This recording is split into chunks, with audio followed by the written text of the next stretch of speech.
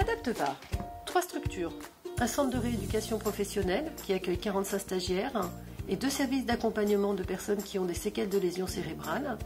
Un service qui les accueille sur site et un autre service qui va à domicile. Une énergie au sein d'une équipe de professionnels qui sont de métiers différents, un travail pluridisciplinaire qui vise, quelle que soit la structure, à rendre de l'autonomie et à permettre aux personnes de vivre leur projet de vie. T'es sûr? Ah oui. Qu'est-ce qui est marqué dans la Ajouter recette? les œufs, la vanille, fouetter. Mais les ajouter à quoi? Ajouter.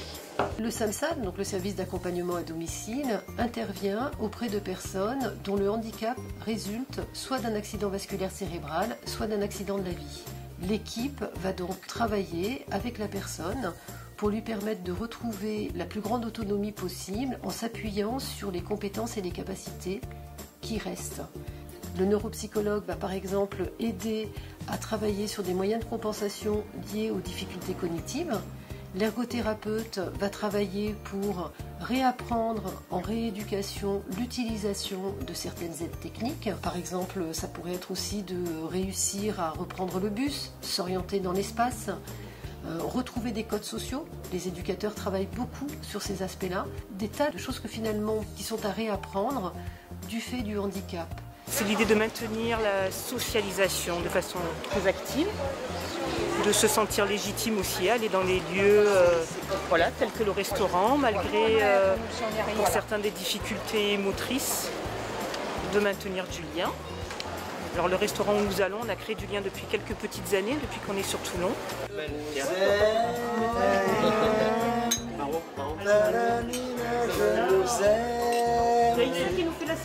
Donc c'est vrai qu'on a un accueil privilégié, mais malgré tout, voilà, ils jouent aussi le jeu de... Ils sont patients pour que les gens fassent leurs commandes, se positionnent pour faire des choix, et puis l'effort de tenir correctement les couverts, etc. Au niveau des codes sociaux, voilà, c'est intéressant, au-delà du plaisir. On va pas se mentir, c'est agréable. On vient manger ici, puis voilà. On est très bien reçus, justement, et puis du coup on est clients, quoi. Et puis on se régale à chaque fois.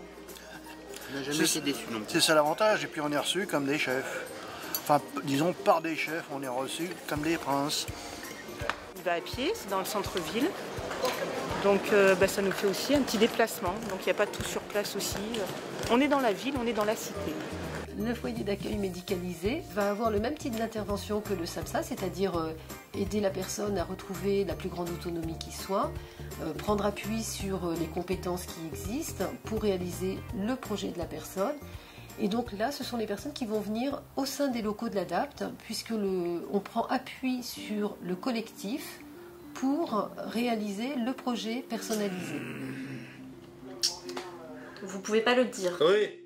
Oui. Aux femmes, j'en propose des activités à la journée qui permettent de travailler à la fois sur du collectif et à la fois sur des activités spécifiquement pensées pour telle ou telle personne, qui permettent de travailler certains domaines en lien avec leurs besoins, leurs attentes et leurs difficultés. Quand vous pouvez, essayez quand même de le prononcer aussi. Moi, j'interviens en tant que neuropsychologue à la fois sur des phases d'évaluation, donc je fais des bilans du fonctionnement cognitif, donc ça veut dire évaluer tout ce qui est de la mémoire, le langage aussi, l'attention, les fonctions exécutives. Donc tout ce fonctionnement-là est d'abord dans une première phase évalué, pour ensuite proposer des accompagnements soit en collectif soit en individuel aux personnes. Donc comme avec Stéphane, où là je travaille la personnalisation d'une application qui lui permet de communiquer plus facilement par rapport à son aphasie. L'idée c'est que ces progrès-là qu'ils peuvent faire puissent être généralisés à l'extérieur, à leur vie quotidienne. C'est toujours ça qu'on vise. Acupuncture. Ouais. Tu es sur ta démarche de vous la fois, et par rapport peut-être au médecin qu'on avait... le médecin acupuncteur. Oui. Donc si je reprends l'exemple de Stéphane, l'idée c'est pas qu'il communique mieux avec nous. À la limite, ça c'est pas l'important. L'idée c'est qu'il puisse mieux communiquer avec sa famille, avec ses amis, avec des commerçants, ou voilà. Que son aphasie soit pas un frein à sa communication dans son quotidien. Les familles sont des points d'appui quand elles sont là. Les aidants familiaux et où les auxiliaires de vie sont des relais des besoins et des outils qui sont mis en place pour être ensuite ceux qui vont faire durer dans la vie, dans la pérennité, ce qui a été mis en place avec le service. J'ai connu l'ADEPT par rapport à mon frère. Je suis la représentante des familles. J'ai un site où les familles peuvent communiquer s'ils ont besoin de quelque chose. Et puis ce que j'essaie de faire, c'est de recruter des... comment on appelle ça, des adhérents. Voilà, pour moi, je me dis, il faut, c'est comme ça, il faut que l'ADEPT soit encore plus connu et qu'on ne dise pas c'est seulement pour les bénéficiaires, c'est aussi pour les familles.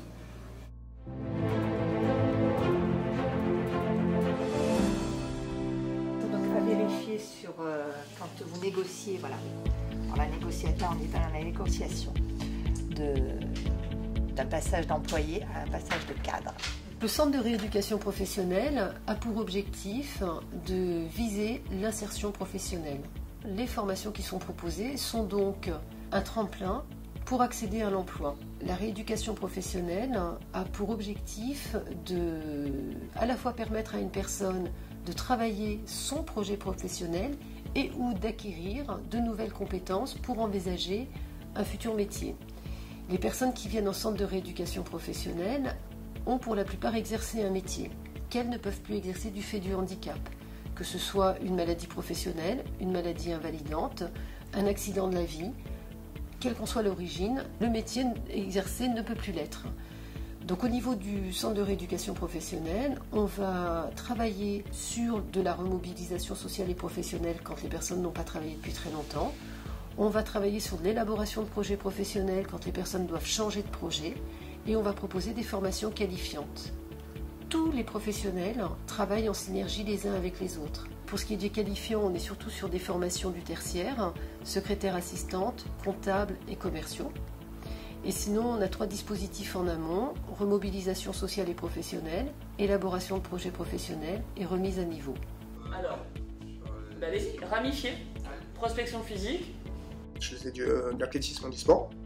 Et j'ai un ami qui faisait de l'athlétisme avec moi, il m'a parlé de l'ADEPT. Comme je me cherchais à me reconvertir professionnellement, j'ai pris contact avec eux. J'ai fait un EPP, élaboration d'un projet professionnel, pendant 3 mois. J'ai fait un stage à Castorama en vente cuisine. Ils devaient me prendre en CDI, mais comme les locaux n'étaient pas équipés, ils ne m'ont pas pris en CDI. Madame Aboudaram a parlé de faire une formation commerciale. Ça m'a vachement intéressé parce que la vente, je ne connaissais pas du tout, je viens du milieu du bâtiment. Mais ça m'a plu, je suis découvert vendeur par rapport à Castorama. Du coup, j'ai fait une remise à niveau, bac, toujours à l'ADEPT. Les formateurs, ils sont à l'écoute, ils sont top. Quoi. Ils sont vraiment encadrés, dès qu'on a un souci, on va les voir, ils font tout pour le régler de suite. Franchement, le cadre, il est super bien. Là, on est sur directement s'organiser et planifier l'activité. Le but de la formation, c'est décrocher un CDI, d'avoir le diplôme et décrocher un CDI à la fin. Pour l'instant, j'y suis presque. On a une particularité. Toutes les formations qualifiantes sont proposées en alternance, pour 2 raisons. On a fait le constat que pour une personne qui a par exemple 25 ans d'un métier exercé, admettons dans le bâtiment, si elle a l'occasion de faire 2 expériences en alternance, dans 2 environnements professionnels, sur son curriculum vitae, elle va valoriser 27 ans dans le bâtiment, plus 2 expériences dans le nouveau métier. Une semaine ici, une semaine dans l'entreprise, on fait partie carrément de l'entreprise. Le premier stage, il dure 3 mois. À peu près, on est vraiment intégré avec l'équipe. Et c'est plus facile pour trouver un emploi. On s'est aperçu également que pour les entreprises, accueillir un stagiaire dans le cadre d'une alternance, c'est prendre le temps de découvrir les compétences de la personne. Et quand il y a un besoin de recrutement, c'est de recruter la personne qu'on a formée en lien avec les propres besoins de l'entreprise. Donc l'alternance est vraiment un dispositif gagnant-gagnant pour l'entreprise comme pour le stagiaire. Pour les billets pâté national, la promotion qu'on avait. J'ai été embauchée suite au stage que j'ai fait par rapport à l'ADEPT, le centre de formation dans lequel j'ai suivi ma reconversion professionnelle en tant que secrétaire assistante. L'alternance a été importante dans le sens où quand on devient travailleur handicapé, on a un grand manque de confiance en nous parce qu'on ne se sent pas accepté comme les autres et on a beaucoup de freins à l'emploi. Et le centre m'a permis de reprendre confiance en moi et que malgré ce handicap, je pouvais quand même travailler et développer des compétences que j'avais déjà et en développer de nouvelles. Moi, en tant qu'employeur, j'ai perçu que c'était un bon élément avec un potentiel. Et j'en ai parlé évidemment autour de moi, à mon président. Et on a eu une petite réflexion interne. Est-ce qu'on lui faisait une proposition, on va dire, dès début septembre? Ou est-ce que, entre guillemets, on lui proposait de continuer son diplôme, de terminer sa formation professionnelle auprès de l'ADAPT? Et en fait, elle a eu le choix, quelque part. Et le choix a été trouvé aussi avec les encadrants de l'ADAPT qui ont fait cette proposition-là. On recrute donc Audrey le 1er septembre, donc dans quelques jours. On est ravis de l'accueillir et elle va continuer quand même en candidat libre son diplôme. Donc la solution a été toute trouvée et on est ravis pour elle, vraiment ravis.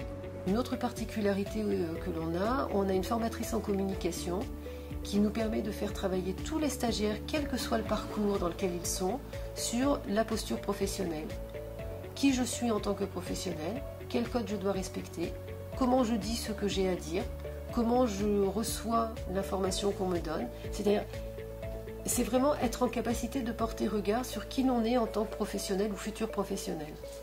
En fait, le leitmotiv de l'ADAPT, ou en tout cas ce qui fait force au sein des équipes, c'est l'idée que toutes les personnes que l'on accompagne ont les ressources pour réussir leur projet.